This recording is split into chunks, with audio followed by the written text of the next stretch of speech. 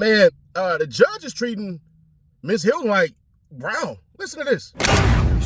Or opinion, because it's got to be based on something. You're saying it's based upon he knows these people, right, and he's got them, but you'd have to lay the foundation to ask that question. But I think we have laid the foundation. We've established. Here's the thing.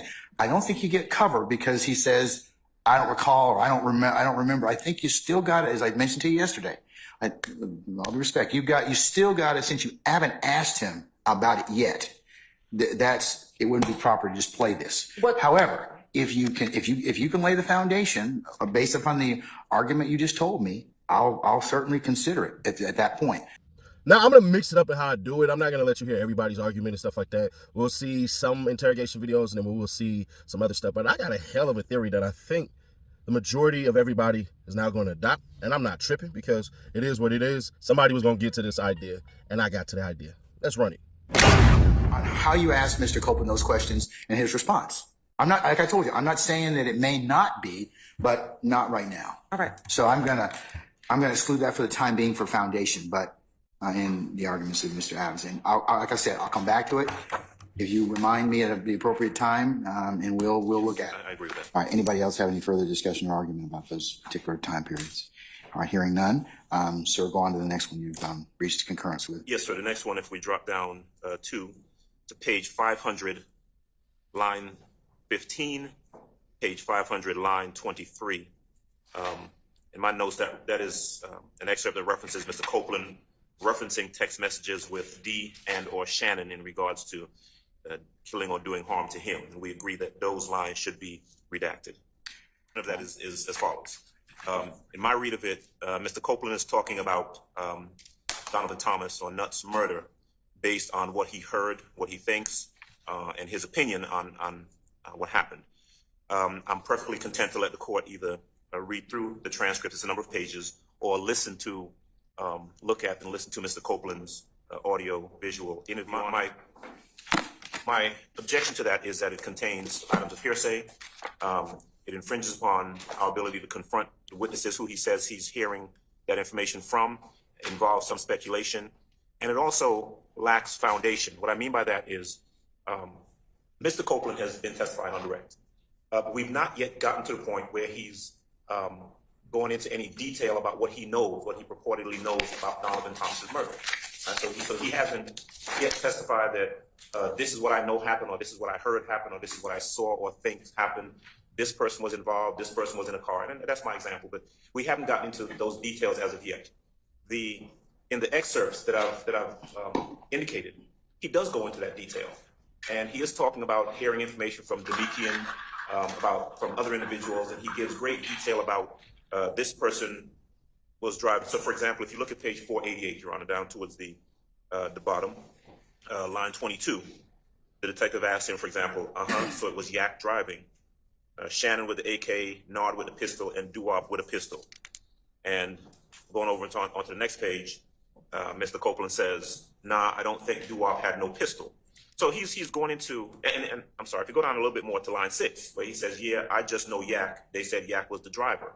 So obviously when he says they said, right, he's referencing hearsay, but he's going into great detail. My problem is that they haven't asked him any of that yet. And if their reason for wanting this particular portion of the audiovisual interview played is that it is impeachment by contradiction, well, he hasn't said anything yet about these details. It requires contradiction.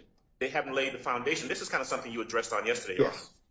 They haven't laid the foundation by asking him any questions so that they can now go into it and just carte blanche play what he says. Because what happens then, if you allow this, is they're playing the video, and essentially the testimony is coming out based on this audiovisual interview, as opposed to him testifying about it and either admitting or denying that this is what he knows. So my objection would be foundation, first and foremost, and then the other things that I've indicated, hearsay, our inability to confront the witnesses that he says he gets this information from, who would be, I think they're going to say these are co-conspirator statements, right?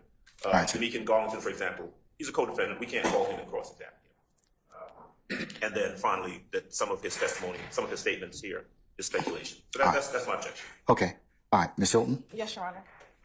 So first, I'm going to start with the foundational argument that we have not not ask Mr. Copeland about the night Donovan Thomas was killed. We did, in fact, ask Mr. Copeland about that. Your Honor, when I had Ask him about the guns or who was in the car? We did. So, Your Honor, on June 13th, we actually asked this series of questions. And this is all in relation to the night that Nutt was killed. My question to him was, after you left Mechanicsville, did you go anywhere after leaving Mechanicsville from what you remember? Yeah. Do you remember where you went? Pick little D up. Okay. And which little D are we talking about? The one that always be with me. Okay. Is that the little D you referenced as your son? Yeah. Do you remember where you picked little D up? Where did you pick him up at? McDonald's.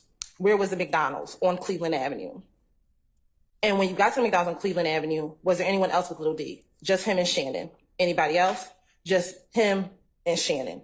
When you picked up little D, what did Shannon do? What do you mean? You said you picked little D up. Did you also pick up Shannon? I said I picked them both up. When you picked up both of them, where did you all go? I blanked out after that. You blanked out after that. Okay, why did you blank out? Because they were saying that I got the phone call. Do you remember who called you? So I asked him what occurred in the car. What's happening? He says he blanked out. So at this point, if he blanked out, he does not remember anything that happened in the car, which would be the conversations that he had with little D. And, well, what he's now saying Shannon, but previously he told the detectives that Nard was in the car with him. And I believe that I asked him further on, and we don't have this part of the transcript, did Nard ever get in the car with you? And he says, no. So, Your Honor, we have confronted him as it relates to what occurred. Let me go further. Excuse me. I'm going to go down to the transcript. Now, before Monton called you, did you, Shannon, Little D have any conversation about Nutt being killed? No, was his response. That's a complete contradiction to, that's impeachment by inconsistent statement that he said, no, they did not have any conversation about Nutt being killed. So as far as foundation is concerned, we have met the burden of the fact that this statement now comes in, one, impeachment by contradiction, but two, as a prior inconsistent statement. As far as hearsay, Your Honor, you've already ruled that what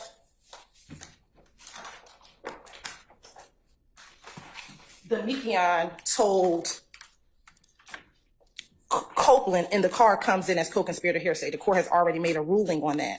And when you look at page 488, starting at line 1, Detective Thorpe's question is, okay, so let's go back to Nutt. Make sure I got everything right.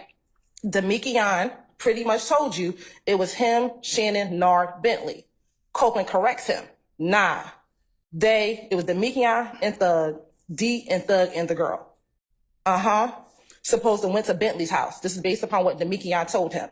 He says, you feel me? And when they got finished doing that, they supposed to pull up on him at the house. But I think the girl Bushi, you know what I mean? That's the girl who's supposed to, she know what's going on. You know what I mean? This is the girl Shannon turned against me. You remember they came and shot at us while I was in the car? This is the girl who I thought told them that I was at the hotel with them. He's now referencing what he told the detectives about, I believe in the January 28th interview. He's now referencing what he told the detectives in January 28th about Bushi potentially setting up him getting shot at on the highway. And then detective says, right? Then Thorpe says, So it was Yak driving, Shannon with the AK, Nard with a pistol, and Doo-Wop with a pistol? He says, nah, I don't think Doo-Wop had no pistol. Okay, right. But you just know what seats, how everybody was sitting in the car. All you know is Yak was driving. Yeah, I just know Yak. They said Yak was the driver. Again, talking about with Demekian. Because he said, if that's based on what Demekian told you, yeah. Little D? Okay. Did they say that anybody else or just in y'all circle? He says, nah. I told people, you did? Because I just wanted somebody to believe that I ain't do it. Yeah, I told Big Boo who did it. Like, shit, boy, goddamn, they did. You know what I mean? I never know what was going to happen. I was just like, don't say nothing. Him telling what he told Big Boo. Then continue on. But I think if y'all, and it's indiscernible, but I think he's saying that Shannon told New Baby. I know Shannon too much. I think Shannon told New Baby himself. You feel me? And New Baby says, girl, yeah, New Baby. So you know what I mean? Because the story came out, though. 2 people said it. What?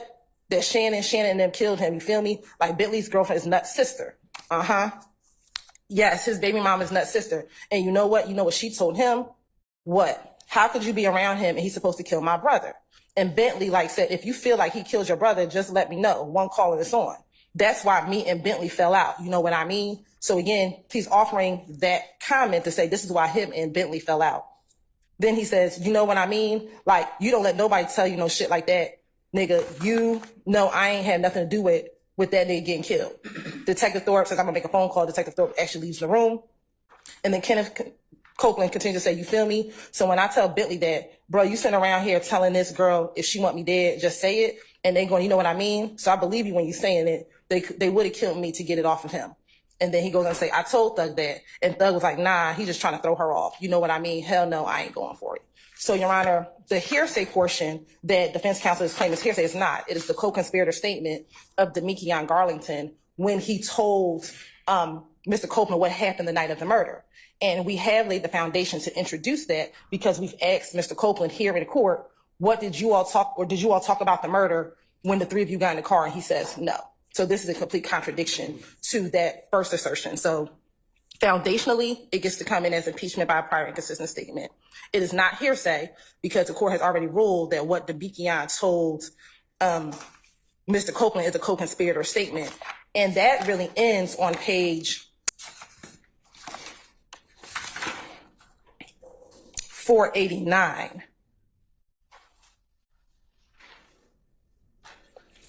Line 14, anything that Demekion told Copeland is from page 488 when Detective Thorpe is trying to clarify what Copeland said Demekion told him. And that goes all the way to page 489, line 12. And Thorpe confirms multiple times, this is based upon what Demekion told you. And he says, yeah.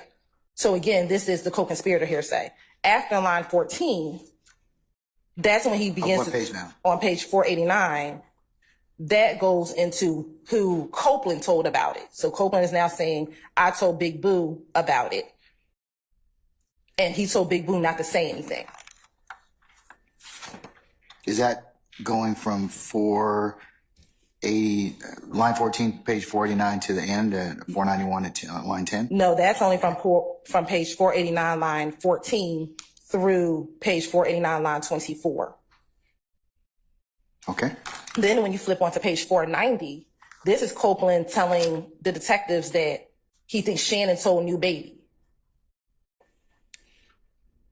Yesterday, did you tell myself and my colleagues, Ms. Love and others, about Little D and Shannon being in your vehicle the night of the murder?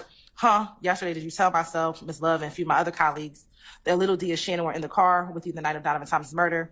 I told you and them that what I told the investigators when Nut got killed, something different, because I was trying to finesse my way out of the situation. Okay. So I said, I picked up D and Shannon. D never told me nothing. I made it up to clear myself up, and that's it. Okay, was that yesterday that you said that? Did you tell us that yesterday what you just said? You asked me to be truthful. So again, anything that, and that's the end of the transcript as we have it. So again, he told me in court that D never told him anything, nothing. So anything that D told him back, that he told police D told him would be impeachment by prior inconsistent statement, impeachment by contradiction. He said, I made it up to clear myself, and that's it. You sure? That's not true. The state's skipping a step. It's first of all, impeachment by contradiction is bringing in. It's not supposed to be prior inconsistent statements. That is No, it's anything that the witness testifies inconsistently with earlier. I mean, well, respectfully, that's what prior inconsistent statements are. It can be. Contradiction, Your Honor, is witness named Jeff says the light was red at the time of the crash.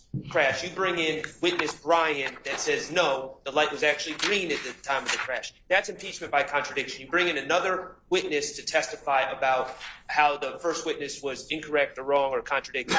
Prior inconsistent statements is a type of impeachment contradiction using a witness's prior statements. And so what the state is missing here is they're saying, did Demekion, they're saying the foundation is laid by saying, was Demekion in the car? Did Demekion say anything? Kenneth Copeland is saying no. But that's not the correct question to lay the foundation for prior inconsistent statements. They need to say very specifically, they need to ask, did you tell police that Demekion Garlington told you this on this date? That lays the foundation. And they're also confusing the issue by including Shannon in these conversations, which has never been said by Mr. Copeland. So if they say, did Demekion and Shannon, did you tell the police that Demekion and Shannon told you that so-and-so, whatever happened on January 10, 2015, he would be correct to say, no, I never told the police that. And there would be nothing inconsistent because he has never put Shannon as a party to any of these conversations. They need to specifically ask, did you tell the police, not did it happen, but did you tell the police that Demekion Garlington told you this? And if he says yes, then they don't get to get in these prior statements because they're not inconsistent. The question isn't, did Demekion tell you this? It's, did you tell the police Demekion told you this? And if he's asked that question, he may very well say, yes, I did tell Demekion that. It was all I did tell the police that Demekion told me that. It was all a lie, but I do acknowledge telling the police that. In which case, there's no prior inconsistent statement because he is acknowledging that he made that statement in the past, and it doesn't need to be proven using extrinsic evidence, including a videotape. But they haven't done that. They've just asked did it happen, not did he tell the police that it happened. What if, as in this particular circumstance, I think that there's an omission. Like he says, hey, I don't recall this, and then his earlier statement says, includes more people or has more granularity. Well, the problem is they asked, did Demekion and Shannon discuss this in the car? And he has never said Demekion and Shannon discussed anything in the car. He said, what he said in his prior statements were, I showed it at the McDonald's. Demekion was the first person to come to my car. Demekion got in my car, said something very quick, pointed at the people who he said did it, and then didn't say anything else. That's what he said. He never said Shannon Stillwell was in a car discussing anything. And the reason he never said it because Shannon Stillwell was never in a car discussing anything. So be very specific about what they're saying he said in the past. And if he owns that prior statement, then this doesn't get in. You're right, but that's the point, Your Honor. We agree. He never told the police that Shannon was in the car. So he is contradicted by what he told the police previously. And he said, I don't have to ask him again. His answer was, I told you and them that what I told investigators when Nut got killed, something different because I was trying to finesse my way out of the situation. He has already admitted right there that what I said to the detectives in 2015 is a lie. It's not true. I finessed my way. And it's inconsistent with what he is now saying in what he said back then. So that's a prior inconsistent statement. Furthermore, to address what Mr. Shar just said about extrinsic evidence, when it comes to impeachment by contradiction, impeachment by contradiction occurs when a party offers evidence to prove that a fact to which a witness testified is not true. And it can be done by extrinsic evidence. The recording is the extrinsic evidence that we can bring in to show that what he said in court is not true. This is the extrinsic evidence. It does not have to be another person. The law does not say you have to bring in another witness. I can bring in extrinsic evidence. That is the recording of him in the interview room telling the police what he said. All right, Mr. Shard, I'm gonna admit or allow the state to play that particular portion from page 361, line 10 through 362, line 10, as impeachment by contradiction. Of course, minus the 361, line 16. Shannon shot up that tour bus. Well, that will be excluded. What about? Before you go on, can you give me the time reference, madam?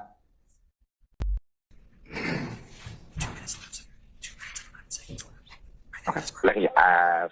Yeah, they say. All right, we're gonna start at 13:30 or 13:33 now.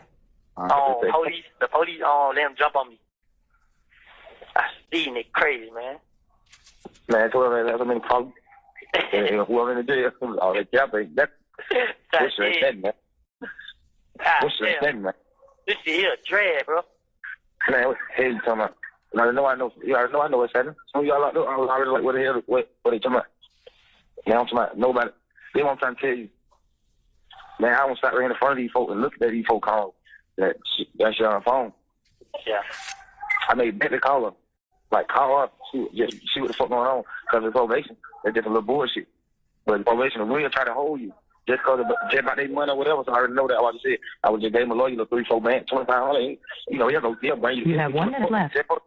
They get you in the courtroom for $2,500. You know, that ain't shit. They don't even want that much. One lawyer had told I know. Yeah. So listen, I might have this son text you my information. So you say you try to have in the morning. Yeah, I had a lawyer or whatever lawyer you choose. I don't have none. Well, I could just have somebody pull up on their son and bring their son the money. Then You see what I'm saying? Or they tell about my daddy because, you know, they probably know something about the shit. So I can just make anybody go get the money. I can make them pull up to the club, get the money from Ken or anything right now. You see what I'm saying? So that ain't no pressure. Shit, we don't know no lawyer though. Yeah, that's what I'm saying. You know my lawyer. So you, I know mine. I ain't got the number to hit him. You So just tell him, like, yeah, he already got my card and everything. He already got my card and his system and shit. So I got the number, just hit him. Like, go check on this number right here and then go check on this name. And Thank you for using Securus. Goodbye. I don't believe you're right. That's fine. We can stop it right before that portion. All right. Mr. Steele, any further? They're going to edit. They're going to not play that. I do hear your name. At least what's represented to be Brian. So that will be excluded. Do you have any? Does anybody else have any specific objections as to any other period of that call? Here's the crazy part. They wanted to just admit the whole entire thing. What do you mean, City Nash? Admit the whole entire thing. They wanted to give the entire 16-minute damn interrogation video with no redactions. That's what the state wanted. So you got to remember all of that stuff when we're talking about going down the future line for anybody who may get in trouble and have to take stuff to court. Because imagine how many lazy-ass lawyers are out there. Just imagine. I'm just being honest with y'all. Now, some people will get on here, no, bro, lawyers, they trying to do their best and all that stuff. Save me that shit, bro. I had a lawyer when I was 15, and I shouldn't even got no goddamn felony when I got one. Thankfully, I was able to get it dropped eventually because I had to make sure I never piss test dirty, which I never was a weed smoker when I was a teenager. I had to make sure a bunch of things. But this ain't about me. There are some shitty-ass lawyers out there, and any lawyer that would disagree with you, suck my nuts. So the first part is really the detective doing. The detective led Woody to his goddamn answers. It wasn't really Woody. So I wanted to give Adams an A+, but I got to give him an A- because if, in my opinion, you're not a lawyer. I think he could have won that if it had been like, Judge, this is all the opinion of the goddamn the detective. But he didn't. And then he got Woody to admit to people who he believed that did it. That's like me saying, you know, I don't really believe you stole my $20 off my goddamn seat. I think it was your brother. And you just go, yeah. That's not really saying nothing because you didn't draw the conclusion first. That was my biggest problem with today. It was a lot of stuff that Detective Dennis was saying that Woody just was going along with, and I don't think he caught him. I don't think he heard him. When she said that stuff about YSL being a gang, like Woody was supposed to just jump out of the seat. YSL isn't a gang, it's a music label, man. I mean, young successful life, young stoner life. Why would he do that?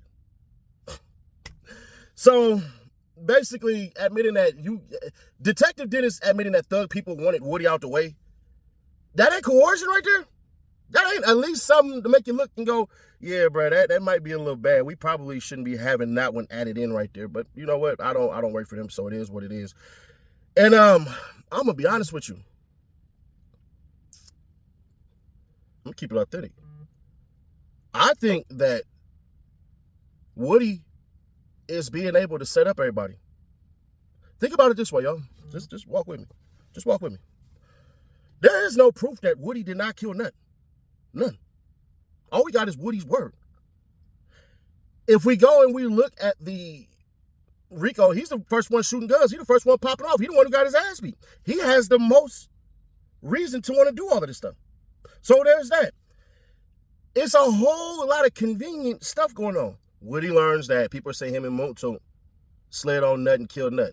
Woody's name was the first one dropped by some dude who said, I just thought it was him because I heard his name before. Then on top of that, let's keep it authentic, bro. We watched that video. I can't play it back because they'll make this an 18+ video, so we're not going to do that one. Bruh, there was only 2 people in that car. I don't give a damn what the detectives are trying to paint, what the DA's trying to paint. Bruh, there was only 2 people in that car. So to go ahead and Woody just out the blue just said, yeah, man, it wasn't me and Moot. It was these people and these people. He said 4 people. Then he was like, this person had a gun. Oh, no, they didn't have a gun. If I'm looking and I'm telling the truth, if this really was about justice and all that stuff, why was this Rico not done 2018, 2019, hell, 2016, 2020, 2020 would have been Perfect. But you know what it was? They're going to say, oh, it's Paul Howard. It was Paul Howard. It was Paul Howard. That's the last administration. I don't believe Paul Howard seen this and said, bro, there's enough here to at least charge a whole entire RICO, because there are people who are missing. And I'm not trying to add niggas to the RICO, so I'm not going to be saying anybody's name, but based off of what we heard from a lot of other people, even cats who took the stand that did not have a RICO plea, some of these cats should have been in it. There's over 2 crimes that was done. That's enough. Everybody in the RICO has 2 crimes, right? And it's supposed to be in furtherance of YSL, the quote-unquote street gang. So when they say selective politicking, this is selective politicking at its finest. I just want y'all to look at it like this. Imagine if I said, you got 10 brothers, so it's 11 in total. All of y'all got chocolate on your hands, but about 5 of y'all got chocolate on your face. And on top of that, there was one person with no chocolate on his face, no chocolate on his fingers, but he had the plate. That's what they're supposed to be alleged about Young Thug, is that he had the plate. But there are people just with chocolate on their fingers that are unindicted co-conspirators. What a fancy ass word to say. People who are in here, but we just gonna bring up their name to say that they helped start shit too. But maybe I'm wrong. Maybe I'm wrong. Short been striking A's as of late, bro. He's moving up the ranks. I haven't moved him up the ladder yet, but I may. But tomorrow, y'all definitely want to tune in for the video I got tomorrow, man. It's gonna be wild. And some of y'all not gonna like what I'm about to do. None of that stuff. Y'all gonna be mad as hell. But like I say, I work my hardest at being unbiased, and that's just what it is. So if y'all hate me after this video tomorrow, I get it. I 100% get it. But I gotta do it, bro. Because I found some shit that I cannot stop looking at. I'll catch y'all the next one.